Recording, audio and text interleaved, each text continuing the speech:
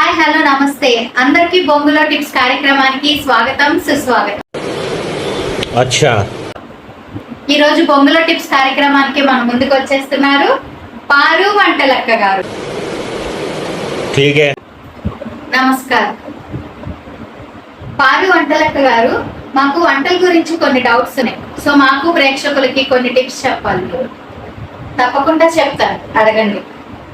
Okay, question number 1. ఇడ్లీలు తెల్లగా రావాలంటే ఏం చేయాలి?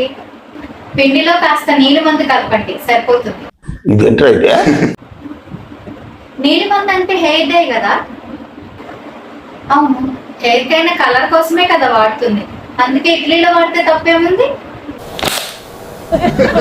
Okay, question number 2. పూరీలు మెత్తగా రావాలంటే ఏం చేయాలి? పిండి కలిపేటప్పుడు కొంచెం దూది కూడా కలిపి చేయాలి.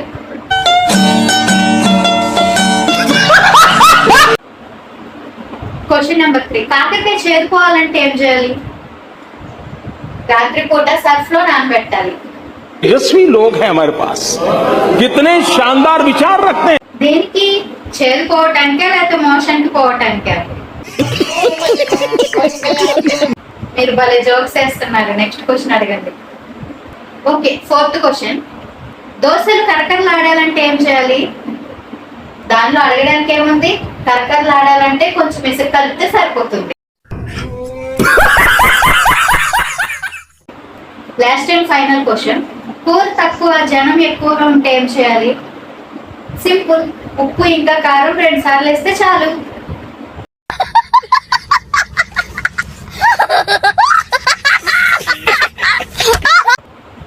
ఓకే, పారు వంటలక్క గారు, మీ విలువైన సమయాన్ని మాకు కేటాయించి మీ తెలివిని మాతో పంచుకున్నందుకు మీకు ధన్యవాదాలు. వింటానికి విల్లింగ్ గా ఉంటే శ్రీకృష్ణుడు భగవద్గీతలో అర్జునుడికి ఇంత చెప్పాడు. Thank you. చూసారు కదా ఫ్రెండ్స్, ఇలాంటి మరిన్ని వీడియోస్ కోసం వెంటనే పారు ఫన్నీ వీడియోస్ ఛానల్ ని సబ్స్క్రైబ్ చేసుకోండి. Thank you for watching.